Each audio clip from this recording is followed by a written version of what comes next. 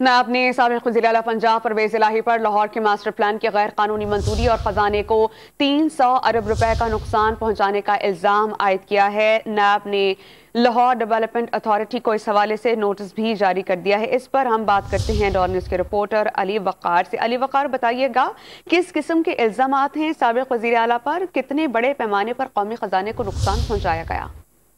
जी बिल्कुल, ये जो है लाहौर का जो मास्टर प्लान मंजूर किया गया था साबिक़ वज़ीर आला पंजाब चौधरी परवेज़ इलाही के दौर में, उस पर अब नायब लाहौर ने बाकायदा तहकीकात का आगाज कर दिया और इसमें ये कहा गया है कि मुबैना तौर पर ये जो मास्टर प्लान मंजूर किया गया है इसमें बहुत सारे लोगों को नवाजा गया है। कवायद और ज़वाबित से हट कर इस मास्टर प्लान की मंजूरी दी गई है, जिसमें मुबैना तौर पर ये इल्ज़ाम है कि 300 अरब रुपए का जो है कौमी खजाने को नुकसान पहुंचने का खदशा है। ताहम इस हवाले से नायब लाहौर ने LDA को एक खत लिखा है जिसमें उन्होंने कहा है कि वो एक फोकल पर्सन मुकर्रर करें जो कि ग्रेड 18 से कम का ना हो। वो नायब लाहौर में पेश होकर जो मास्टर प्लान है उसके मुतालिक जितने भी दस्तावेजात हैं, मंजूरियां हैं और बाकी जो टेक्निकल चीजें हैं उसमें नायब लाहौर की असिस्टेंस करें ताकि केस की कार्रवाई को, तहकीकात को मजीद आगे बढ़ाया जाए और कार्रवाई आगे बढ़ाई जाए।